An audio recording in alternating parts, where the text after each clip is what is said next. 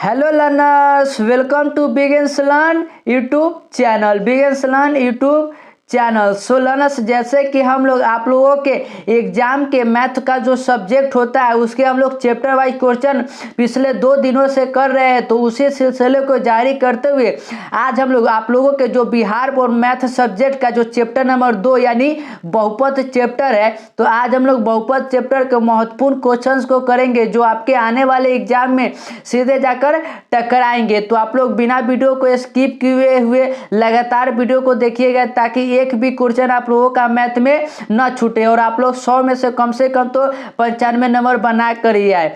तो हम लोग बिना समय को गवाए हुए फटाफट से क्वेश्चन की ओर बढ़ते हैं। तो पहला जो क्वेश्चन है ना, वह इस प्रकार से बहुपद में पूछा गया है कि निम्नांकित में कौन बहुपद नहीं है।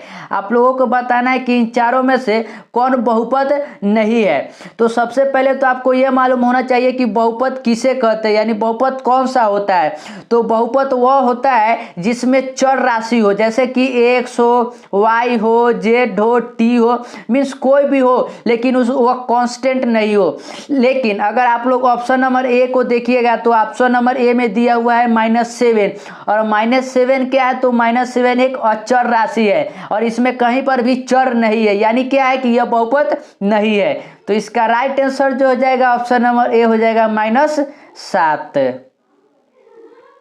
तो क्वेश्चन नंबर 2 की ओर बढ़ते हैं।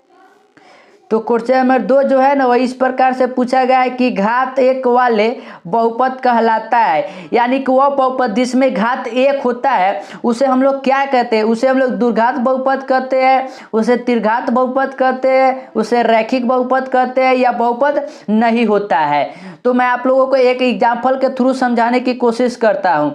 जैसे कि अगर लिखा हो कि 2x - 5 लिखा है, तो यहाँ पर अगर आप लोग x को देखिएगा तो x का पावर यहाँ पर क्या है, तो x का पावर सिंपली क्या है, तो 1 है, कुछ नहीं, मीन्स क्या है कि 1 है। तो यह क्या हो गया कि यह एक रैखिक बहुपद हो गया, और यही तो कह रहा है कि घात 1, तो घात इसका 1 है, तो उसे हम लोग क्या कहते हैं, उसे हम लोग रैखिक बहुपद कहते हैं। तो इसका राइट आंसर जो जाएगा ऑप्शन नंबर सी हो जाएगा रैखिक बहुपद। क्वेश्चन नंबर 3 की ओर बढ़ते हैं।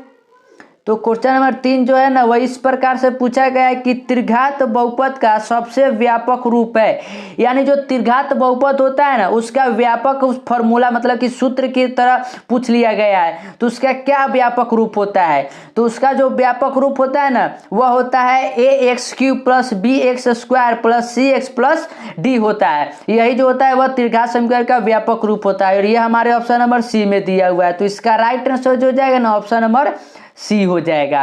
और द्विघात समीकरण का अगर आप लोगों से पूछे तो वह होता है ax² + bx + c होता है। तो आप लोग इसे भी याद रखिएगा।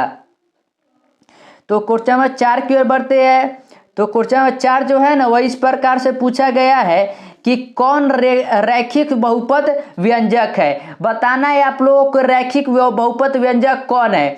तो मैंने जस्ट आपको बताया था कि रैखिक बहुपद वह होता है जिसका घात जो होता है ना वह 1 होता है। तो आप लोग आप तो इजीली आंसर देख सकते हैं, क्योंकि आप लोग ऑप्शन नंबर ए देखिएगा और कहिएगा कि सर यहाँ तो x का पावर 1 है, यानी रैखिक बहुपद यही हो जाएगा। और यही एग्जाम्पल मैंने आपको बताया भी था ताकि आप लोगों को समझ में आ जाए। तो कौन रैखिक बहुपद हो जाएगा, तो वह हो जाएगा 2x - 5, क्योंकि यहाँ x का पावर 1 है। लेकिन अगर आप लोग ऑप्शन दूसरे में देखिएगा तो x² 2 है, यहाँ पर भी 2 है, और यहाँ पर तो 7 है। ये तीनों कभी हो ही नहीं सकते हैं, लेकिन ऑप्शन नंबर ए हो जाएगा राइट आंसर। तो नेक्स्ट क्वेश्चन की ओर बढ़ते हैं। तो क्वेश्चन नंबर 5 जो है ना, वह इस प्रकार से पूछा गया है कि बहुपद 4x² - 4x + 1 के मूलों का गुणनफल होगा।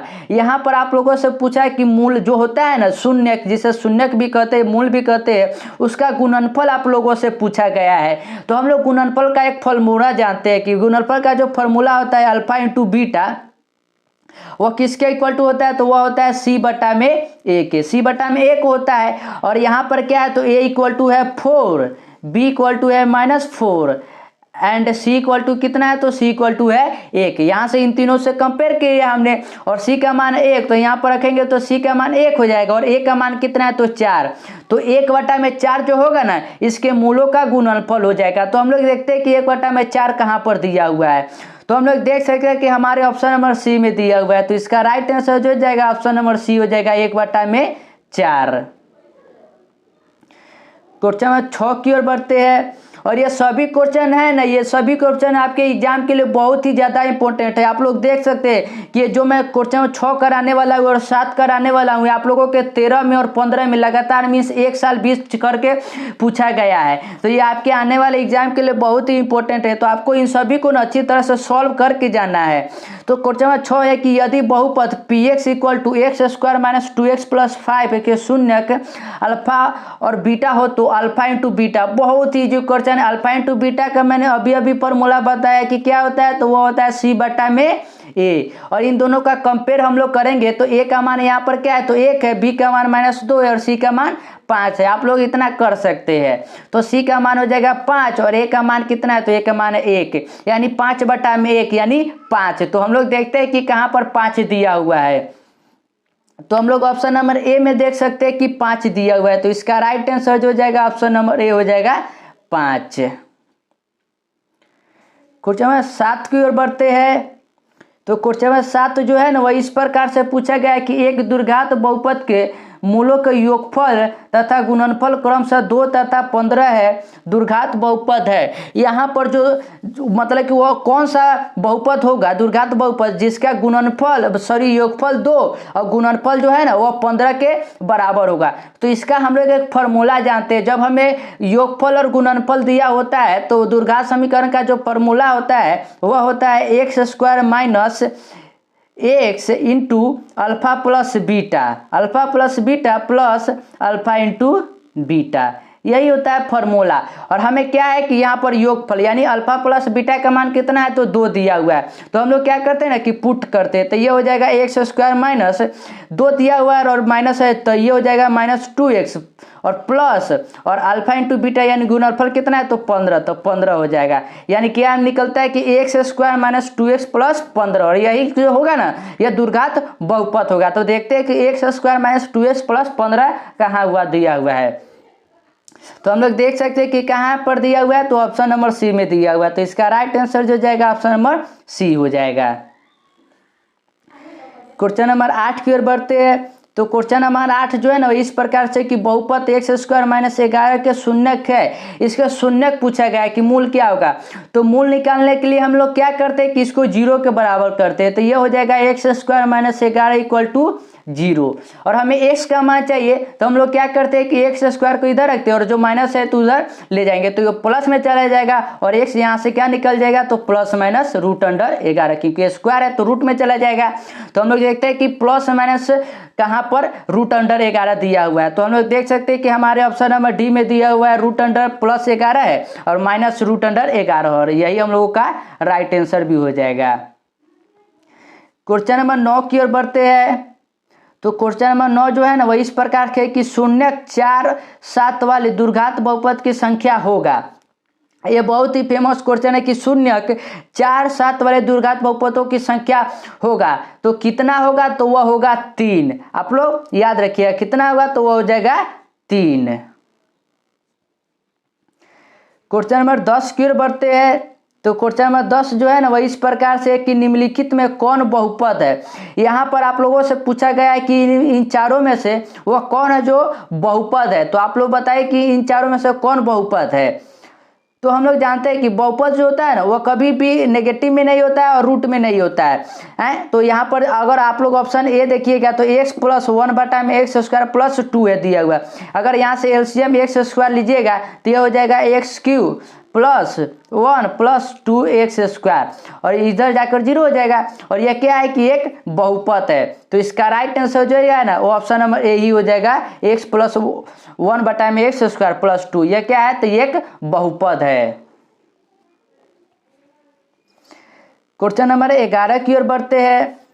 तो क्वेश्चन नंबर 11 जो है ना वह इस प्रकार से पूछा गया है कि x square plus 3x plus 5 के शून्य का अल्फा बीटा हो तब अल्फा बटा में बीटा प्लस बीटा बटा में अल्फा बराबर है, यह किसके बराबर है। तो इसके लिए जानते हैं आप लोगों को क्या करना है, यहाँ पर आप लोगों को योगफल और गुणनफल दोनों निकालना है। तो पहले हम लोग योगफल और गुणनफल निकाल लेते हैं। तो योगफल क्या होता है, alpha plus beta equal to क्या होता है, माइनस बी बटा में ए। तो यहाँ हो जाएगा -3 और उसी प्रकार अल्फा इंटू बीटा निकालिएगा तो ये हो जाएगा 5 बटा में 1 यानी 5 हो जाएगा। और अब हम लोग क्या करते हैं ना कि इसको सॉल्व करते हैं। तो हम लोग यहाँ से अल्फा बीटा कॉमन एलसीएम ले सकते हैं। तो ये हो जाएगा alpha square plus beta square हो जाएगा। और इसको जब हम लोग आगे सॉल्व करेंगे तो ये हो जाएगा अल्फा प्लस बीटा का होल स्क्वायर -2 अल्फा बीटा बटा में अल्फा इंटू बीटा। और जब आप लोग इसका मान रखकर सॉल्व करिएगा ना तो जो आप लोगों को फाइनल आंसर मिलेगा वो मिलेगा -1 बटा में 5। तो हम लोग देखते हैं कि -1 बटा में 5 कहाँ है। तो ये है हमारे ऑप्शन नंबर बी में दिया हुआ है। तो इसका राइट आंसर जो हो जाएगा ऑप्शन नंबर बी हो जाएगा -1 बटा में 5। आप लोग ऐसे करके सॉल्व कर सकते हैं जैसे मैंने आपको बताया है। क्वेश्चन नंबर 12 जो है वो उसी पर बेस है कि यदि और भी बहुपद के मूल है तो ये इतना इतना निकालना है। तो आप लोग इसे भी इजीली निकाल सकते हो। तो ये किसके बराबर होगा, तो मैं आंसर बताता हूँ। ये किसके बराबर होगा, तो ये -1 के बराबर होगा। आप लोग सॉल्व कर देख सकते हैं। क्वेश्चन नंबर 13 की ओर बढ़ते हैं। तो क्वेश्चन नंबर 13 जो है ना वह इस प्रकार से कि निम्नलिखित में से किस द्विघात बहुपद के शून्यकों का योग -4 तथा गुणनफल -5 है। फिर आप लोगों से वही फॉर्मूला पूछा गया है कि कौन सा व्यंजन होगा, कौन सा बहुपद का व्यंजन बनेगा। तो इसका मैंने बताया था कि क्या होता है कि x square minus x into क्या होता है कि अल्फा प्लस बीटा। तो अल्फा प्लस बीटा का मान है -4 और पहले से माइनस है तो ये हो जाएगा +4x और -5 हो जाएगा। और यही हम लोगों का इक्वेशन हो जाएगा एक्स स्क्वायर प्लस 4x -5। और ये कहाँ पर दिया हुआ है, तो हम लोग देख सकते हैं कि हमारे ऑप्शन नंबर डी में दिया हुआ है। तो इसका राइट आंसर जो हो जाएगा ऑप्शन नंबर डी हो जाएगा x square plus 4x -5। Question number 14 की ओर बढ़ते हैं। तो क्वेश्चन नंबर 14 जो है ना वह इस प्रकार से कि द्विघात बहुपद के शून्यकों की संख्या होता है, यानी द्विघात समीकरण जो होता है उसके मूल शून्य के मतलब क्या होगा कि मूल रूट्स की संख्या कितना होता है, तो कितना वो होता है, तो 2 ही होता है। द्विघात मतलब क्या कि द्विघात यानी क्या होता है कि शून्यकों की संख्या भी 2 होता है। तो इसका राइट आंसर जो हो जाएगा ऑप्शन नंबर बी हो जाएगा 2। आप लोग ऐसे याद रखिएगा कि द्विघात, तो द्विघात यानी उसके शून्य की संख्या कितना, तो 2 हो जाएगा।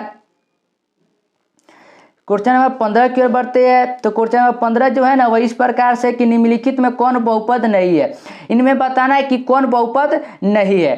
तो मैं आप लोगों को एक ट्रिक बताता हूं कि कहां पर भी x का पावर अगर नेगेटिव दिया हो वह क्या होता है कि वह बहुपद नहीं होता है। तो इसका राइट आंसर जो हो जाएगा ऑप्शन नंबर सी हो जाएगा, क्योंकि x का पावर -1 दिया हुआ है तो यह नहीं होगा। तो इसका right answer option number C हो जाएगा। क्वेश्चन नंबर 16 की ओर बढ़ते हैं।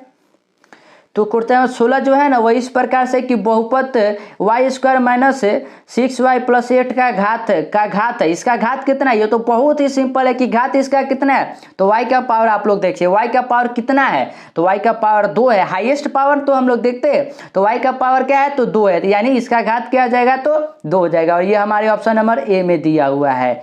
और ये कौन सा समीकरण, ये कौन सा बहुपद है, तो यह द्विघात बहुपद है क्योंकि इसका पावर 2 दिया हुआ है, घात 2 है। क्वेश्चन नंबर 17 की ओर बढ़ते हैं। तो क्वेश्चन नंबर 17 जो है ना बहुत ही इजी क्वेश्चन, जस्ट आप लोगों को एक रखना है और इसका मान निकाल देना है कि यदि f(x) इक्वल टू इतना इतना दिया हुआ है तो f1 का मान है, f1 का मान कितना होगा, इजीली है, x की जगह पर 1 रख देंगे। तो एक अगर x की जगह पर 1 रखिएगा आप लोग तो ये हो जाएगा 1 का, क्यों 1 ही होता है, 5 गुने तब 5 हो जाएगा +2 और जब आप लोग इसे जोड़िएगा तो 4 4 5 और पूरा कट कर क्या हो जाएगा, तो ये हो जाएगा 0।